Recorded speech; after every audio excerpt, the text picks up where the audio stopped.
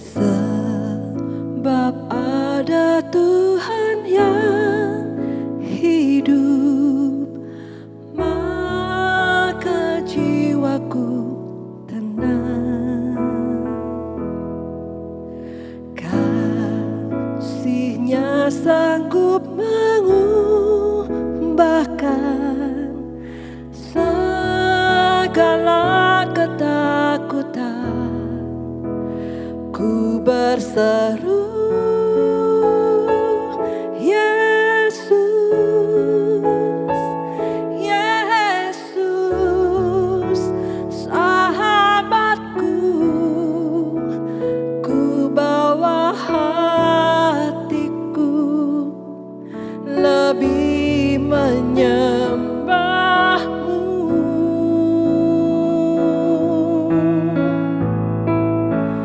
Ku berseru, Yesus, Yesus, Kau Tuhanku. Segala perkaraku ku serahkan padamu.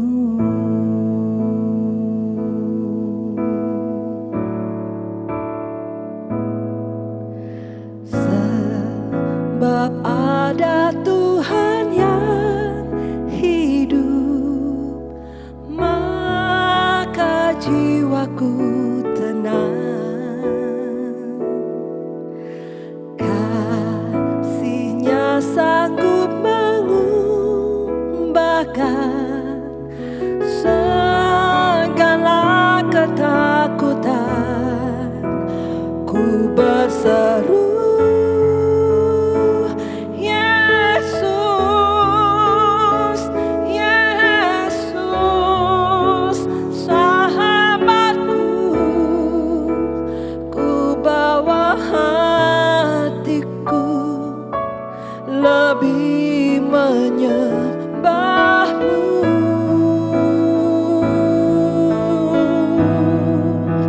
Ku berseru,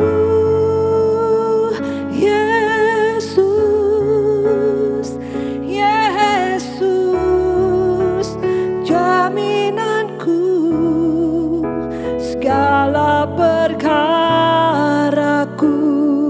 ku serahkan padamu.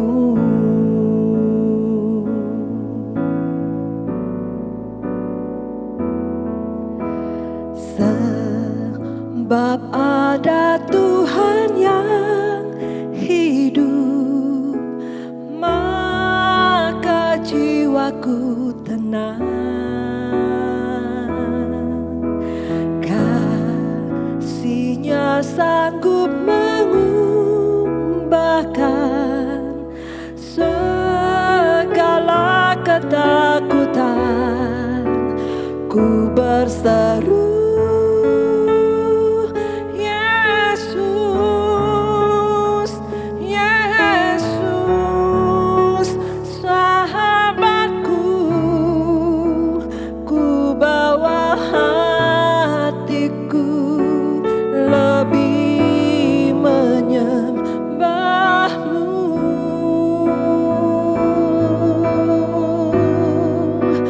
Ku berseru, Yesus, Yesus, Kau Tuhanku. Segala perkaraku ku serahkan padamu.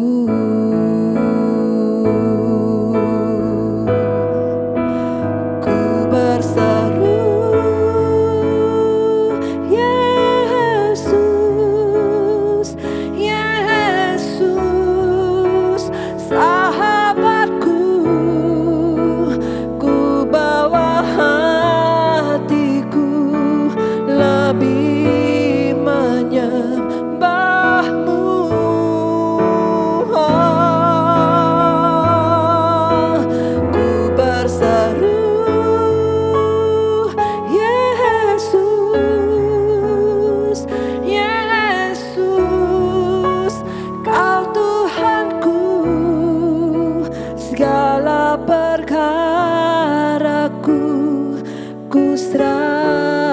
kursakan padamu.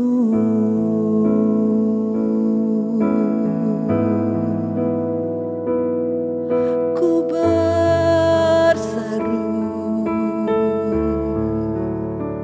hanya padamu Tuhan. Kaulah sumber segalanya. Ku bawa hatiku lebih dalam menyembahmu Tuhan, menyembahmu Tuhan. Yesus, nama yang berkuasa, nama yang berkuasa, nama yang ajaib, nama yang menyelamatkan. Oh,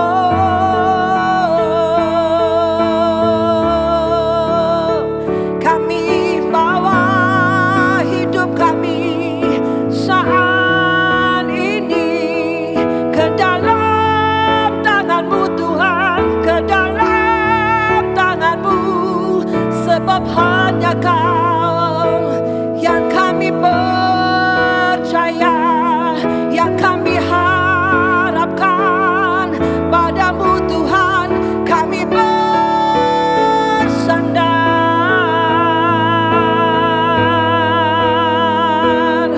Hiarabayararamase, oh, hiarabayararamase.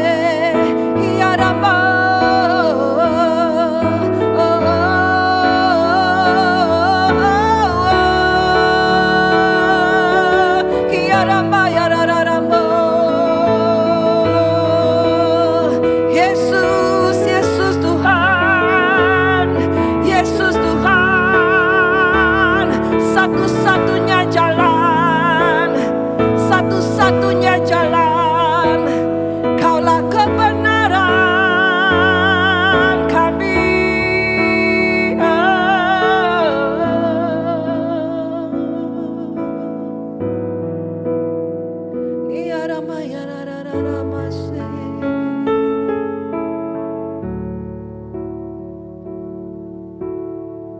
Kami bawa hati kami menyembah-Mu Tuhan.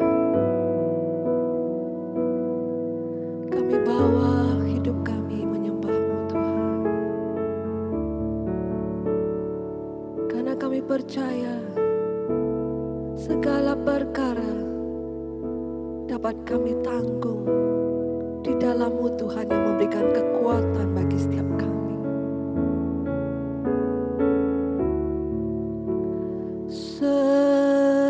Sedalamnya hatiku Kau pun tahu, dan kasih-Mu tak jauh dalam jiwaku. Di dalam kesesakan, di dalam kemenangan, ku tahu Engkau selalu bersamaku. Sedalamnya hatiku Kau pun tahu, dan kasih-Mu tak jauh dalam jiwaku. Di dalam kesesakan, di dalam kemenangan, ku tahu Engkau selalu bersamaku.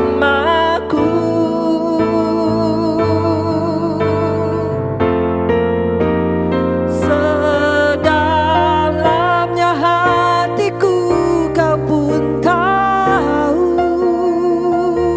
dan kasih-Mu tak jauh dalam jiwaku. Di dalam kesesakan, di dalam kemenangan, ku tahu Engkau selalu bersamaku. Ku tahu Engkau selalu bersamaku. bersamaku. Ku tahu Engkau selalu bersamaku.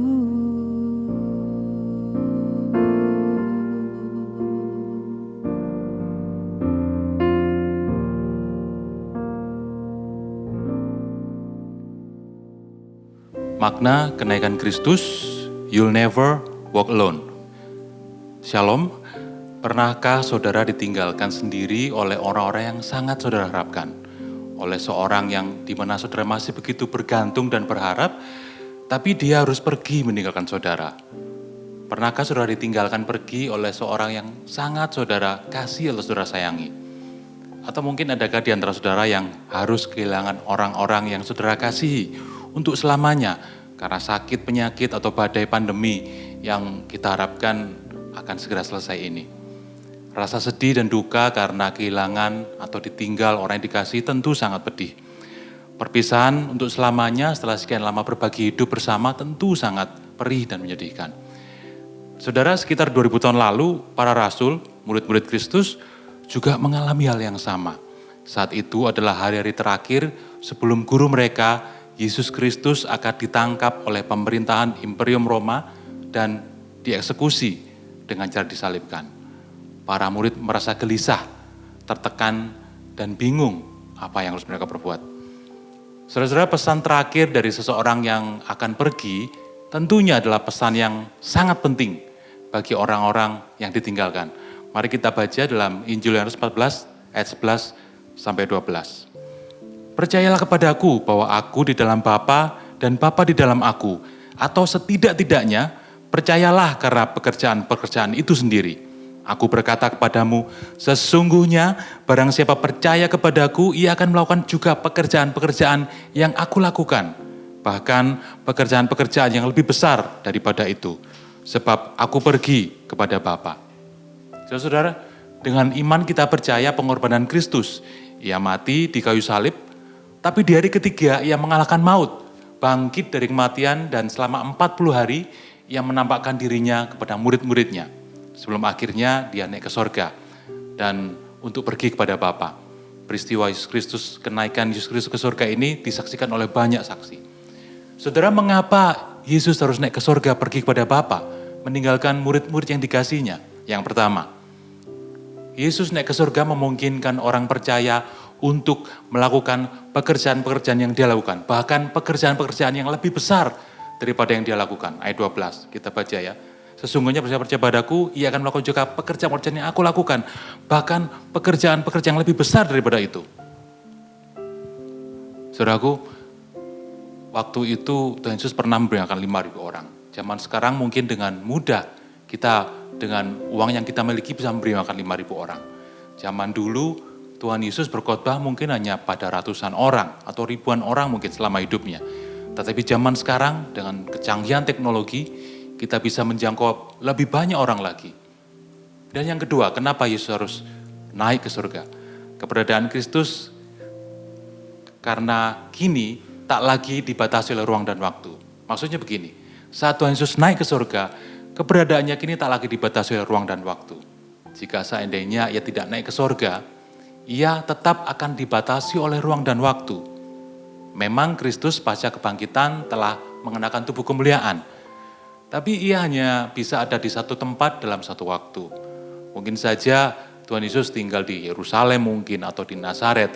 Atau Tuhan Yesus memilih Bethlehem kota kelahirannya. Kita harus pergi ke sana untuk menyembah Tuhan Yesus.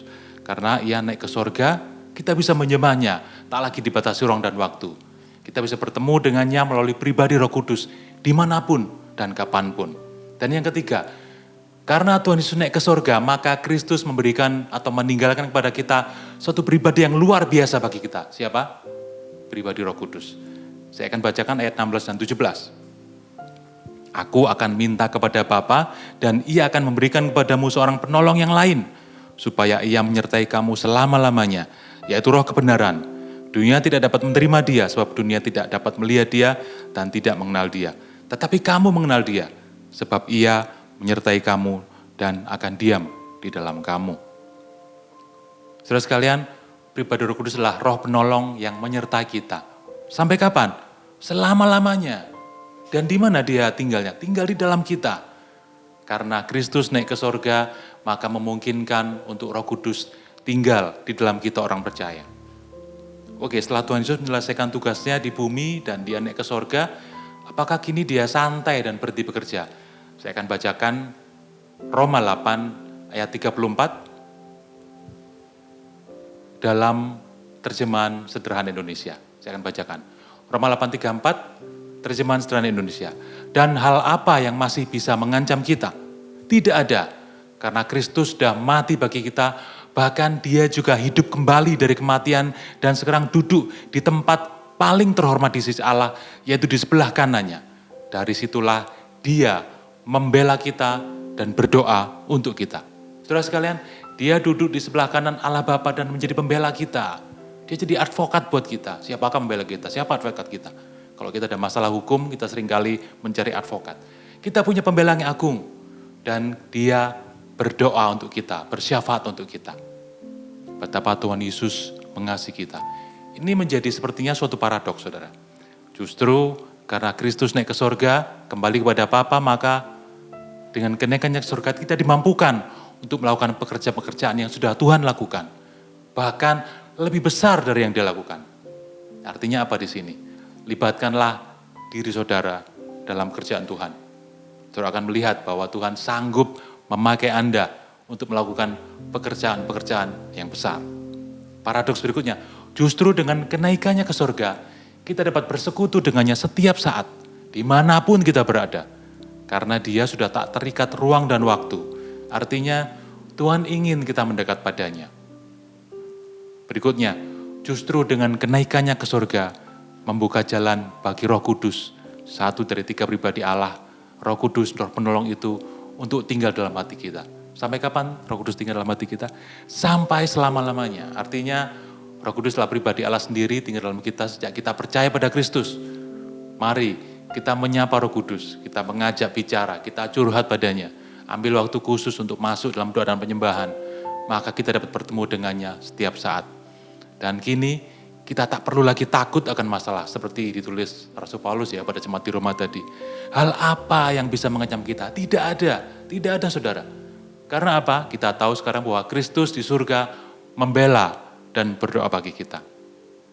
Saudara, bukankah ini seharusnya adalah kabar baik yang sangat menguatkan kita?